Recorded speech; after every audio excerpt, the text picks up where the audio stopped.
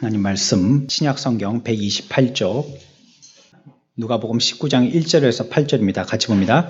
예수께서 여리고로 들어가 지나가시더라. 삭개오라 이름하는 자가 있으니 세리장이요 또한 부자라.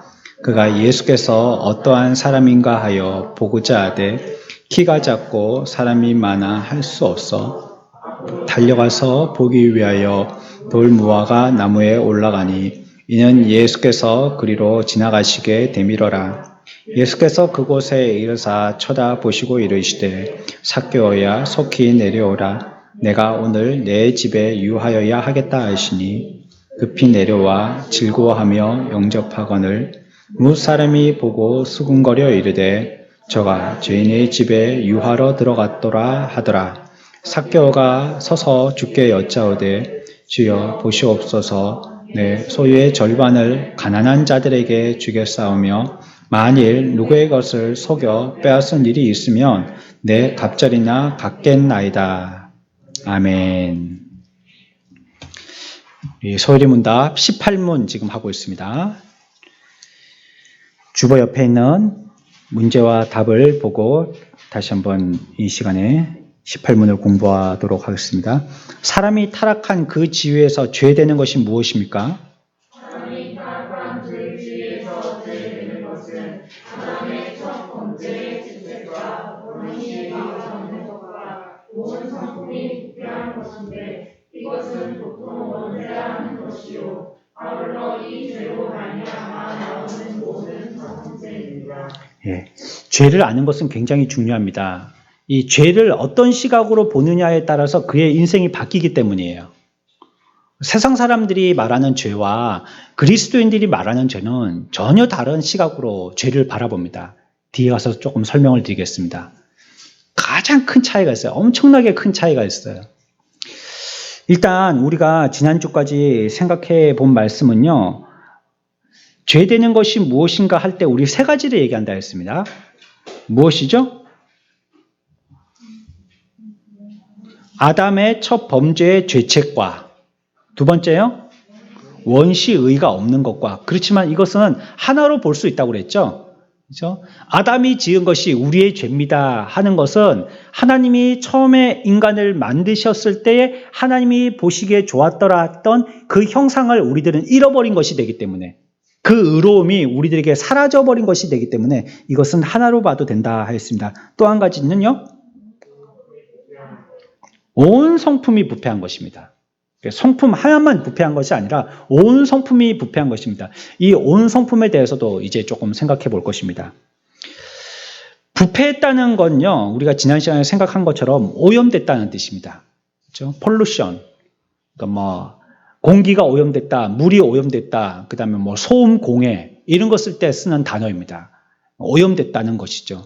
그런데 성경에서는 우리를 성품적으로 오염되었다. 성품적으로 부패했다. 그리고 오늘 문답에서는 온 성품이 다 부패했다. 이렇게 얘기하고 있습니다. 그래서 온 성품, 이건 참 쉬운 말이라서 이런 말을 쓰면 좋은데 굳이 또 어려운 말을 씁니다. 온이라는 말을 빼고 거기다가 전적이라는 말을 붙이죠. 그래서 인간의 어떤 그 죄상을 얘기할 때에 우리는 이와 같이 부패했습니다라고 얘기할 때 전적 부패 이렇게 얘기합니다. 온 성품적으로 다 부패했다. 이 말이나 전적 부패했다. 같은 말입니다. 한 부분만 부패한 게 아니고요. 다 부패했다는 뜻입니다. 이 말도 여러분들이 좀 구분할 필요가 있습니다. 이것도 뒤에 가서 다시 한번 설명을 드리겠습니다. 온 성품이 부패했다는 말은 무엇인가 하는 것입니다. 의지나 정서나 지식, 이게 모두 악하게 다 부패했다는 것입니다. 한 부분만 부패한 게 아니에요. 온 성품이라니까 그 사람의 성격이 부패했다는 말이구나. 이렇게 오해하시면 안 되겠어요. 지식도 마음도 정서도 다 부패한 거예요. 그러니까 요즘 사람 좀 이상하죠. 좋아해야 될 때는 안 좋아하고요. 안 좋아해야 될 때 좋아하고요. 슬퍼할 거는 안 슬퍼하고요. 안 슬퍼해도 되는 건 슬퍼하고 사람들의 감정은 또 희한해졌어요. 이상한 감정을 갖게 됐어요. 그 다른 사람들이 잘못되고 망하고 힘들어하고 불타고 병들고 이러면 그걸 환호하고 좋아하고 말이죠. 주님이 우리들에게 저주와 징벌을 내리실 때도 잔인하게 하는 것을 그렇게 싫어하신다고 얘기했습니다. 하나님은 그렇게 하고 싶으신 분이 아니에요. 어쩔 수 없이 우리가 그렇게라도 안 하면 오늘 오전에 우리가 생각한 대로 우리 귀에다 대고 큰 소리를 쳐야지만 반응할 정도이기 때문에 우리에게 그렇게 하시는 것이지, 그렇지 않다면 저 멀리서 그냥 봄바람에 불듯이 산들산들 부는 바람 정도로라도 우리가 깨달을 수 있다면 하나님은 그렇게 하기를 원하시는 것이 진심이세요. 근데 인간들이 그렇게 잘 못 깨닫는단 말이에요. 그 정도 가지고는 못 깨닫는단 말이에요. 지금 우리가 있는 이 코로나 시대의 코로나라는 질병도 뭐 때문이라고 얘기하면서 오해하고 곡해하고 뭐 다른 데다가 핑계대고 이유대고 그러니 못 깨닫는단 말이에요. 제대로. 그러니까 하나님이 잘 가르치기 위해서는 똑바로 얘기하시는 겁니다. 정확하게 얘기하시는 겁니다. 전적으로 다 부패했다는 겁니다. 의지, 정서나 지식이나 모두 다 변질됐죠. 많이 배우면 선한 위치에서 다른 인도자의 역할을 해야 되는 것이 그 사람에게 하나님께서 지식을 허락하신 사명인데요. 그 지식을 가지고 오늘날은 어떻게 합니까? 공부 잘해가지고 사기치고, 공부 잘해가지고 탈세하고, 뭐 요즘에 신문 나오듯이 말이죠. 공부 잘해가지고 미리 정보 알아가지고 땅 사고 이런 거 한단 말이에요. 그 사회에 지탄을 받지 않습니까? 그러니까 그 지식도 부패한 겁니다. 자기가 공부를 잘해서 의사가 됐으면 생명을 살리는 이 일에 사명을 가지고 그 일에 전념해야죠. 뭐 돈은 두 번째 치고요. 병원은요, 그래서 어떤 부를 축적하기 위해서 정부에서도 허가 내줄 때요, 그렇게 허가 내주질 않습니다.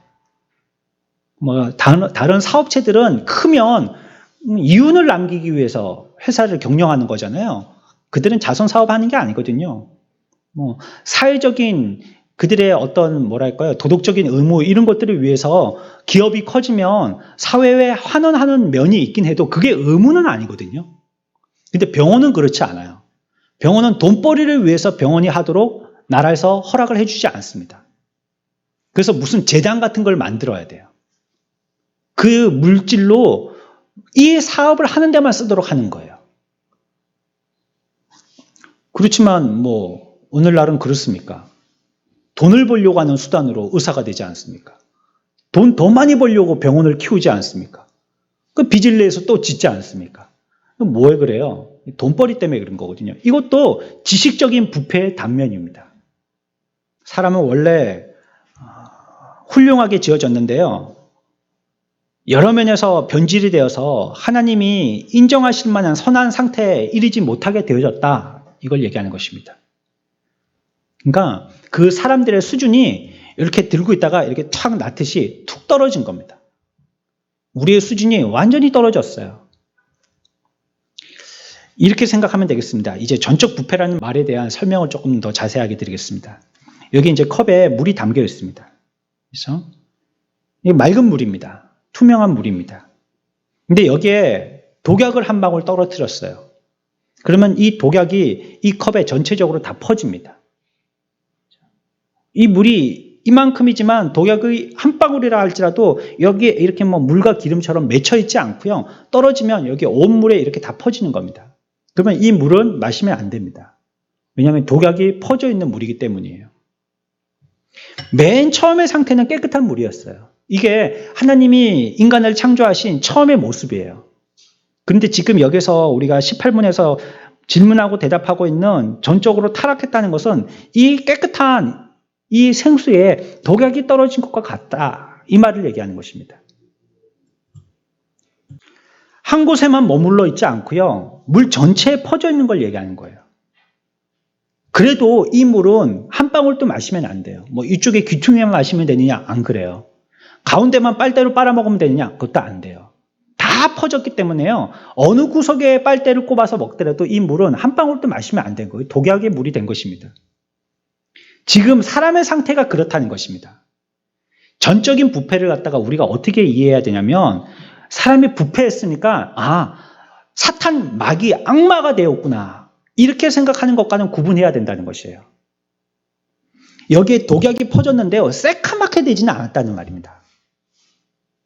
여기 독약이 한 방울 떨어졌어요. 독약이요? 이것보다 물의 양이 더 많아도 괜찮겠습니다. 근데 독약은 한 방울이란 말이에요. 떨어뜨렸어요. 이 물이 못 먹을 정도로 새카맣게 변한 건 아니라는 거예요. 새빨갛게 변한 것도 아니라는 거예요. 보면 물의 양이 많으면 한 방울 떨어졌으니까 표도 잘 안 나겠죠. 거의 비슷한 투명한 색깔이겠죠. 그러나 이 안에 성분은 무슨 물이에요? 독약의 물이에요. 동물이에요. 동물. 이거 먹으면 안 되는 거죠. 그러니까 성경에서 얘기하는 전적인 부패를 했다는 것이 마귀처럼 뭐 의지나 성품이나 성격이나 모두 다 몹쓸 만큼 타락해서 전혀 불필요한 존재가 되어졌다. 이런 뜻을 얘기하는 게 아닙니다. 온 성품적으로 성품의 모든 면으로 부패했다는 것입니다. 그 차이를 좀 아시겠어요? 완전한 부패이긴 부패인데 이것이 전체적으로 새카맣게 된 것을 얘기하는 건 아니라는 거예요. 온데 다 퍼졌다는 걸 얘기하는 겁니다. 온데 다. 그래서 우리들은요, 독약물이 된 것입니다. 우리에게 부패되지 아니하는 성량과 성질은 아무것도 없는 거예요. 아무것도 없어요. 다 부패했어요. 구석구석 부패한 이 유리컵에 담겨있는 독약물과 같이 되어 있는 상태가 저와 여러분들의 상태라는 것입니다. 그걸 얘기할 때 온 성품이 부패했다. 우리 여기서 타락해서 죄되는 것이 무엇이냐 할 때 온 성품이 부패한 것이라는 대답의 말이 그걸 설명하는 것입니다. 그래서 우리들은 야, 내가 하나님을 지금까지 몰라서 그렇지 사람은 좋은 사람이었어. 다른 표현이 잘못된 표현입니다. 그 사람은 법 없이도 살 수 있는 사람, 법 없이 살 수 있죠. 그러나 그의 성품적으로 모두 다 부패했기 때문에 그러면 법 없이 살 수 있는 그 성품은 천국 갈 수 있느냐? 안 그래요. 다 부패해버렸거든요. 온전히 다 부패해버렸거든요. 그래서 그것 가지고 천국 못 가는 것입니다. 온 부패, 온 성품이 부패했다는 설명은 그 정도 하고요. 다른 면을 조금 살펴보겠습니다. 오늘 우리가 읽었던 이 18문은요, 죄에 대해서 매우 구체적으로 가르치는 것입니다. 여러분들이 어떤 성경 공부를 할 때에도, 오늘날의 성경 공부 교재들 자세하게 구체적으로 잘 나와 있는 교재들도 있는데, 어떤 책들은 너무 좀 추상적으로 나와 있어서요, 죄라고만 얘기하지, 죄가 뭔지, 죄의 성품이 어떤 것인지, 이런 것들을 자세하게 잘 안 말하고 있는 데가 많아서요, 이런 시간에 여러분들이 배워두면 좋습니다. 이런 교리는 아주 우리가 기억하기 좋게 그렇게 표현되어 있으니까 이 몇 번 말씀드리는 것이지만 이게 그 16세기, 17세기에 이 소율이 문답이 만들어질 때요. 이거는 어린아이들을 가르치기 위한 양육 교재로 만든 겁니다. 그러니까 아이들에게 외우도록 만든 겁니다. 그래서 아이들에게 17문 문제는 사람이 타락하면 그 지위에 죄되는 것이 무엇입니까? 이렇게 계속 외우도록 하고요. 거기에 대한 답은 사람이 타락한 그 지위에서 죄되는 것은 하고 이렇게 뒤에 나오는 설명, 그걸 계속 외우도록 한 것입니다. 그래서 이 설명이 그렇게 어렵지는 않아요. 어렵지 않지만 구체적으로 알아야 될 필요가 있는 것들을 그 구분해서 우리들에게 가르치고 있기 때문에 우리가 잘 배우는 것이 중요하죠. 구체적으로 가르치는데 그 말도 또 포괄적으로도 가르칩니다. 이 죄에 대해서 이 18문에서는 될 수 있는 대로 빠짐없이 우리들에게 가르치려고 하고 있습니다. 사람들은요, 자기가 지은 이 죄에 대해서요, 그러니까 손으로 지어서 자기가 행함으로 나타나게 되어진 죄, 이런 죄를 무슨 죄라고 그랬죠? 네, 또 두 글자로 본죄라고 그랬죠? 그러면 그거 상대적으로 아담을 통하여서 우리들에게 계속 이어진 죄는 무슨 죄라고요? 원죄라고 그랬죠. 원죄는 앞에서 생각했습니다. 이제 지금은 자범죄에 대해서 생각하는데 본죄에 대해서 생각하는데 이 본죄, 자범죄를 잘 인정하려고 하지 않습니다. 교통사고 나 보십시오. 잘못했다고 하는 사람은 열에 하나도 잘 없습니다. 전부 상대방을 보고 손가락질합니다. 당신이 잘못했다고. 네가 왜 그 차선을 그렇게 들어왔냐고. 나중에 블랙박스 돌려보면 자기가 차선을 들어가 놓고 뭐 슉 들어가니까 누가 들어왔는지 잘 모르잖아요. 구분이 잘 안 가잖아요. 그러니까 당신이 잘 가고 있는데 왜 들어왔냐고 막. 자기도 깜빡이 안 켜고 들어가 놓고 막 앞에 사람이 깜빡이 안 켜고 들어오면 막 그거 갖고 막 사태질하고 난리가 나는 것입니다. 인정하지 않으려고 하는 거죠. 사회 정의를 부르짖는 사람들도 있습니다. 뭐 경찰이나 재판장 이런 사람들 말고도 사회에 이게 옳지 않다 해서 연대를 만들어서 사회의 부조리를 갖다가 밝히는 사람들이 있단 말이에요. 이런 사람들에게도 죄에 대해서 무엇이냐고 물어보면 그들이 이 죄에 대해서 정확하게 얘기하지를 못해요. 그냥 추상적으로만 그냥 궁색하게만 얘기하고 맙니다. 좀 양심이 있는 사람이라고 한다면요, 죄가 무엇인지는 정확하게는 모르지만 죄인이다 이렇게 얘기하면요, 거기에 대해서 최소한 가책 정도로는 느낍니다. 아, 그래요. 나는 죄가 좀 있어요. 내가 잘한 게 없어요. 뭐 이렇게 가책 정도는 느끼더라는 거예요. 그런데 거기서 끝이에요. 가책 느끼고 끝나는 겁니다. 사람이 스스로에 대한 죄를 인정한다는 것이 그거 이상 안 돼요. 여러분들도 여러분들이 무엇인가 잘못했다면 사회적인 죄 말합니다. 도둑질, 뭐 강도질 이런 죄 있죠. 이런 죄, 내가 이거 죄입니다라고 인정한다면 어느 수준까지 하겠어요? 내가 이거 죄 졌어요. 맞아요. 내가 교통사고 내가 낸 거예요. 아니면 내가 뭐 도둑질 한 거예요. 여기에 대해서 책임을 묻는다면 여러분들은 어떻게까지 책임질 수 있어요? 여러분들이 할 수 있는 최소한이 뭘까요? 최대한이 뭘까요? 그냥 인정하고요. 그게 형사법에 걸리면 어디 들어가는 거예요? 큰 집에 들어가야죠. 뭐 큰 집에. 그렇죠? 그 사람이 초범이든지 아니면 뭐 아무것도 손에 안 쥐고 그냥 우연히 하게 되어졌다든지 아니면 자기가 뭐 병약해 있는데 그런 감정이 추스려지지 않아가지고 그 연약함 때문에 했다든지 뭐 이러면 이제 그 집행을 좀 뒤에 선고받기도 하죠. 나중에 그러면 잘 보고 있다가 또 한 번 그러면 그때는 바로 잡혀 들어간다 뭐 이렇게 하고 기회를 한 번 더 주기는 하죠. 그러나 그것이 우리들이 할 수 있는 죄에 대해서 인정하는 최대한의 범위예요. 뭘 더 이상할 거예요, 여러분들이. 내가 죄인입니다. 죄를 안다는 것을 여러분들이 사회에서 뭐로 표현할 거예요? 더 이상 할 수 있는 게 없는 거예요. 그냥 만약에 나로 인해서 누군가 피해를 봤다면 그 사람한테 미안한 마음 정도 가지는 겁니다. 이 정도도 안 가진 사람이 대부분이고요. 자기 자식 죽여놓고도 얼굴 뻣뻣이 드는 사람들도 있고 또 사상범들은 죄를 짓고도요. 그거 죄로 여기지 않잖아요. 그렇죠? 총살당하고 교수형 당하더라도 눈을 갖다가 부릅뜨고 그러고 죽거든요. 자기는 잘못한 게 없다는 거죠. 나를 죽인 너희들이 잘못한 거지. 이렇게 생각하잖아요. 그러니까 내 마음으로 그것이 잘못했다라고 아는 것 그 정도만 돼도 그 사람은 조금 훌륭한 사람이라고 그 격에 속하는 사람이라고 할 수 있겠죠. 근데 그게 다라는 거예요. 더 이상 없어요. 이것이 일반적인 사람들의 죄에 대한 생각입니다. 사과한다든지 아니면 그 사람에게 물질적인 피해를 끼쳤으면 손해배상한다든지 그러면 그게 끝이란 말이에요.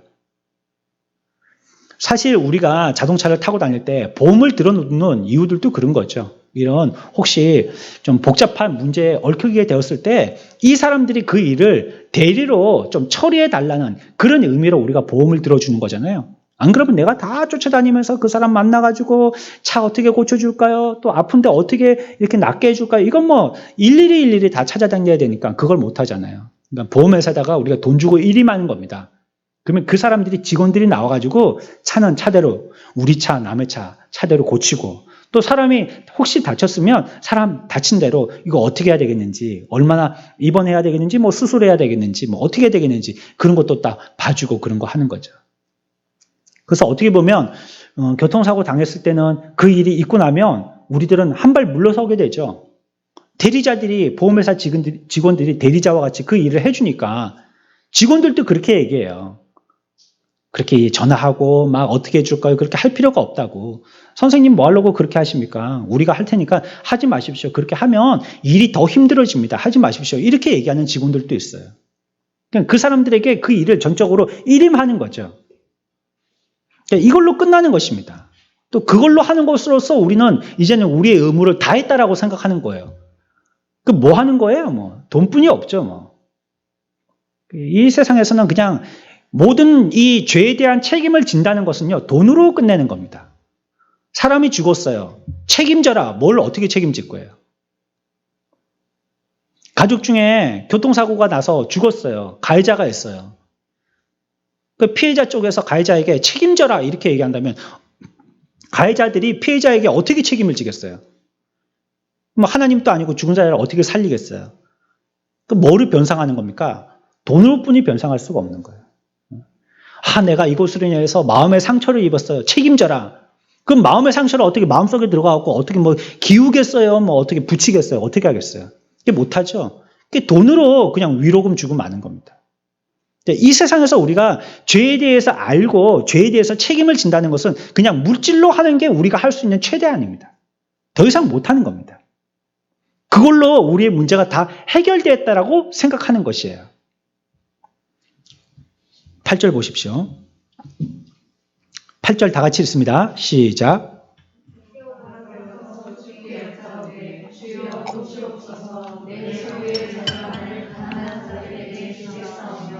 만일 누구의 것을 속여 빼앗은 일이 있으면 내 갑절이나 갚겠나이다. 예. 삭개오도 어떻게 하려고 했어요? 자기의 죄에 대해서 이것이 죄입니다 하는 걸 갖다가 인정하여서 그것을 갚으려고 어떻게 하려고 했어요? 물질로 배상하겠다 그 뜻이죠. 이 말. 내가 물질로 배상하겠다. 소유의 절반을 가난한 자들에게 주겠사오며 자기 소유 얘기하는 겁니다. 내 재산의 반이라도 떼가지고 가난한 자들에게 주고 만일 누구를 속여서 빼앗은 것이 있다면 몇 값줄로 갚는다고요? 이럴 사람이 있을까요? 예. 여러분들이 다른 사람들에게 손해 끼쳤으면 손해 끼친 만큼 갚는 것도 억울한데 할 사람도 있을 텐데 말이에요. 예? 아니 지난 하나 똑같이 잘못했는데 아니 그리고 어떨 때는 지가 더 크게 잘못한 건데 이건 나한테도 10%가 과실이 있다니 이거 쏙 터지지 않아요? 그러니까요. 뭐 보험회사 다니시는 분들은 들으면 좀 죄송하지만 예, 좀 너무한 게 있어요. 전혀 과실이 없는데 10%를 물으라는 게 그거 어디서 나온 발상이에요. 법에도 그렇게 얘기하지 않는 거예요. 그건 보험회사에서 그렇게 얘기하는 거예요, 그냥. 예? 그렇게 10% 과실이 있다 하니까는 우리는 모르고 그냥 10% 과실을 갖다 인정하는 것 뿐이에요. 사인하고 끝나는 거예요. 그게 안 되면 뭐 금융 뭐 감독원인가 뭐 거기 이렇게 뭐 소를 제기해가지고 다시 한번 심사할 수밖에 그 복잡해지거든요. 그러면 게다가 또 우리 차나 상대 차나 똑같은 보험회사다. 뭐 현대나 삼성이나 뭐 아니면 뭐 다른 보험회사다. 그러면 같은 회사들끼리 누가 잘못했고 누가 더 잘했고 이거 얘기하기가 묘하거든요. 서로. 그러니까 서로 조금씩 그 과실률을 나누어서 가지는 거예요. 근데 그 교통법규를 전문으로 하는 변호사들은 100대 0이 있다고 얘기합니다. 왜 100대 0이 없냐? 100대 0이 있지. 그럼 모든 사람들이 키를 꽂고 운전하면서부터 잠재적인 범죄자들이냐? 그러면? 100대 0이 없다면? 안 그렇잖아요. 가만히 가고 있는데 뒤에 와서 들어박는다든지 말이죠. 잘 가고 있는데 갑자기 뛰어든다든지 뭐. 사람이 자살하겠다고 달리는 차 앞에 뛰어드는 걸 그걸 어떻게 그걸 살려요? 그 사람을. 죽겠다고 뛰어드는데 그거 어떻게 살려요? 잘못했다가 나 말고도 여러 사람을 죽일 텐데 그 핸들 꺾었다가는 뭐 옆에 있는 차들 다 들어박아서 다 죽일 텐데 그런 것뿐이 못하는 거거든요. 근데 여기서 보면 자기는 그래도 삭개오는요 내갑절 갚는다고 했어요. 딱딱 1대1로 그렇게 막 억울하게 그렇게 하지 않고 딱 막 이 정도니까 막 그 정도 똑같이 갚는다라고 얘기하지 않고 내갑절로 갚겠다고 했어요.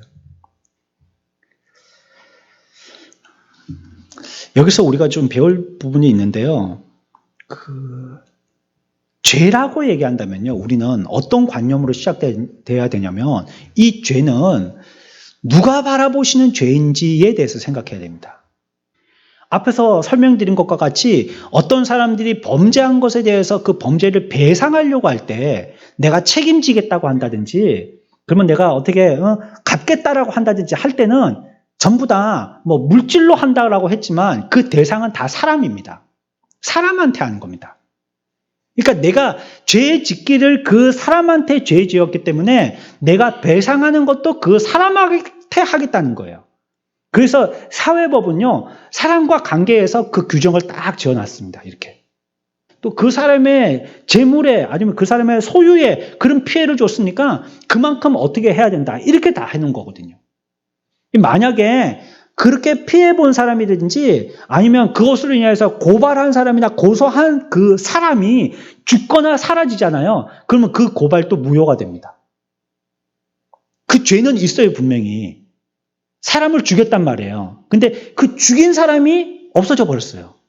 사라져 버렸어요. 아니면 그 죽인 사람이 죽었어요. 사람을 죽인 그 죄가 남아있습니까? 안 남아있습니까? 남아있죠. 사람이 죽었잖아요. 그 죄가 있잖아요. 죄는 그대로 있잖아요. 근데 사회법에서는 이것을 사람과의 관계에서의 죄로 치기 때문에 죽인 사람이 없으면 그거는 무효시켜버린 겁니다.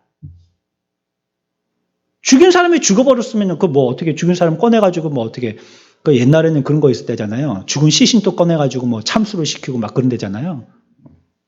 근데 요즘엔 그런 게 없잖아요. 그러니까 죽었으면 이제는 이거 더 이상 죄를 묻지 않겠다 하고 그냥 덮어버리고 마는 거예요. 그러니까 이런 죄라는 것이 사회에서, 세상에서 사람들을 보고 말하는 죄이기 때문에 이런 일들이 생기게 되는 겁니다. 근데 성경에서 얘기하는 죄는 그런 식으로 해석하면 안 됩니다. 여기에 지금 삭개오가 자기의 재산의 반도 내놓고 가난한 사람을 위해서 자기가 착복한 것이 있으면 4배라도 갚겠다고 얘기한 이것은 사람을 보고 한 것이 아니고요. 자기 앞에 나타난 구주 예수님을 보고 한 것입니다. 그러니까 죄는 어떻게 봐야 되느냐? 하나님 앞에서의 내 죄가 어떻느냐? 그걸 봐야 되는 거예요. 사람들과의 관계에서 죄를 보면 안 되고요. 그러면 두말 할 거 없이 돈 말고는 생각할 게 없습니다. 사람과의 관계에서 죄 얘기한다면. 옛말에 우리나라 말도 그런 말이 있잖아요. 유전. 잘하시네요. 유전 하면 기름 막 이런 거 나올 줄 알았더니 유전 잘하시네요. 무전. 예? 예. 당해보셨어요? 신보면 많이 나오잖아요. 예? 돈 있는 사람이니까 변호사 비싼 사람 사가지고 그 조그만 일도 침소 봉대 크게 만들어가지고 사람들한테 이슈화 시켜가지고 그거 가지고 한번 이렇게 집중받기도 하고 아니면 그거 가지고 문제를 갖다 탁 해결하기도 하죠. 돈 없는 사람들 같으면 그거 언제 뭐 그런 법적인 문제 이런 걸 알아가지고 어떻게 그런 거 다 하겠어요? 내가 뭐 법원에 가서 진술해도 되는지 진술을 안 해도 되는지 이거 아는 사람이 누가 있겠어요? 법원에 현관 문만 열고 들어가도 벌벌벌 떨리는데. 그거 얘기할 사람이 누가 있겠어요? 근데 돈 있는 사람들은 안 그런단 말이에요. 변호사 딱 사가지고 변호사가 뭐라 합니까? 말하지 마세요. 아무 말도 하지 마세요. 내가 얘기할 테니까. 돈 없는 사람들은 가가지고 할 말 못할 말 다 해가지고 오히려 자기가 그냥 쪽박 쓰고 나온 사람도 있는데 돈 있는 사람들은 변호사가 말하지 마세요. 내가 대신 얘기해 줄 테니까. 아무 말도 하지 마세요. 재판장이 아무리 말하라 할지라도 말하지 마세요. 내가 얘기할 테니까. 이러면 무죄가 된단 말이에요. 나중에. 세상은 그런 거 아닙니까? 그러니까 돈으로 다 해결하잖아요. 돈으로. 근데 성경에서 얘기하는 죄라는 것은 하나님 앞에서 그 사람이 죄인인가 이걸 얘기하는 겁니다. 하나님 앞에서. 하나님의 율법을 생각하고 사람들은 하나님의 백성이기 때문에 하나님을 생각하고 회개하는 것입니다. 내가 그 사람에게 양심으로 미안하기 때문에 내가 그 양심에 찔려가지고 그래 참 잘못하게 했습니다.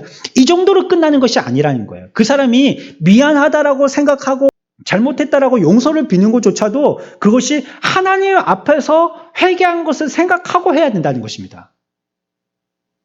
내가 죄를 지어도 하나님께 죄 지은 줄 알고 회개해야 되고 그 사람한테 용서를 빌 때도 내가 하나님께 회개하는 마음으로 그 사람에게 용서를 빌어야 된다는 거예요. 이게 죄에 대한 그리스도인으로서 바로 서게 되어진 모습입니다. 잘못했어요. 계좌번호 하나 보내세요. 그러면 내가 돈 100만 원 넣어줄게요. 아이고 뭐 그거 가지고 되게 따져 샀네. 이렇게 하면 안 된단 말이에요. 이게. 예? 그 얼마로 합의 볼래요? 이렇게 하면 안 된다는 말이에요. 그래서 이 삭개오의 표현은요. 돈으로 얘기하는 것 같지만 자기 죄를 깨달아서요. 사람에게와 하나님에게 범죄한 사실을 인정하는 것입니다. 자세히 보면 이거 구분을 해놓은 것입니다. 가난한 사람들에게 또 착복한 것이 있으면 똑같은 사람이라고 생각할 수도 있겠지만요. 한 부분으로 생각해 보면 사람한테 지은 것과 하나님의 유심히 보시는 겁니다. 착복한 거 사람들이 압니까? 앞에서 뭐라고 표현하고 있죠? 속여 빼앗은 것 이렇게 표현하고 있네요. 속여 빼앗은 것. 속여 빼앗은 걸 사람이 어떻게 합니까? 자기가 말해서 폭로하기 전에는 모르잖아요. 속여서 빼앗았으니까. 뭐 때려서 빼앗았으면 그건 뭐 어디 증거라도 남으니까 알 수 있지만 속여서 빼앗은 걸 어떻게 알아요? 이거는 하나님 앞에서의 죄인 거예요. 그 죄를 하나님이 아신다는 거예요. 하지만 소유의 절반은 가난한 자들에게 주겠다는 이런 표현은요. 가난한 자들을 보고 그 사람들에 대해서 죄 지은 것 또 내가 지은 죄에 대해서 그 가난한 사람들에게 대한 나의 죄에 대한 의무 이거 행사하겠다는 것입니다. 그러니까 이거는 사람에게 한 것과 하나님에게 한 것, 삭개오는 그 두 면에 대해서 내가 죄를 지금 저지르고 있고 그것을 회개하고 있는 모습으로 우리들은 봐야 되는 것이에요. 그래서 미안하다고 한다면, 죄송하다고 한다면, 우리가 죄를 지어서 그것 가지고 양심의 가책을 계속 안고 있다고 한다면 우리는 하나님께 대해서 먼저 봐야 되는 거예요. 하나님께 대해서 너무나도 미안한 마음이 들어야 됩니다. 너무 죄송한 마음이 들어야 돼요. 하나님께 대해서 이걸 어떻게 하지 하고 그 문제를 가지고 하나님 앞에서 해결하려고 해야 됩니다. 이런 것이 죄를 참 회개하는 모습인데 성경은 여기서 좀 더 나가서요. 또 원죄를 인정하는 것까지 우리들에게 얘기하고 있어요. 이 정도만 해도 본죄에 대한 그 사람의 죄를 다루는 높은 수준으로 행하는 것인데 거기다가 우리 그리스도인들에게는 하나님 앞에서 죄 짓는 거에서 더 앞에까지 나가라고 얘기하고 있거든요. 이만 해도 사회에서 얘기하는 죄보다는 훨씬 우리가 하나님 앞에서 죄인이라는 걸 또 그 사람 앞에서도 내가 하나님께 죄 지은 듯한 그런 마음으로 회개하고 이걸 어떻게 해결할지 이런 마음을 갖는 것도 사회 사람들과는 아주 깊이 있는 회개의 모습인데도 더 나가라는 거예요. 더 나가야 된다는 거예요. 어디까지? 원죄까지 나가야 된다. 원죄. 우리가 알지도 못하는 죄. 본죄야 우리가 저질렀으니까 그거는 알게 되겠지만 원죄까지 나가야 된다는 거예요. 그러니 이런 사람들 치고 죄 없다고 할 사람이 누가 있겠어요? 예. 이런 죄를 하나님이 일일이 다 캐물으시니 이런 죄에 대해서 죄 없다고 할 사람이 누가 있겠어요? 우리가 죄를 다룬다면 오늘 우리가 같이 생각했던 말씀 가운데서는요. 그 죄는 사람 앞에서만은 생각하고 끝낼 것이 아니다는 겁니다. 그리스도인들은 반드시 하나님 앞에서 그 죄 문제가 해결되어져야 된다는 겁니다.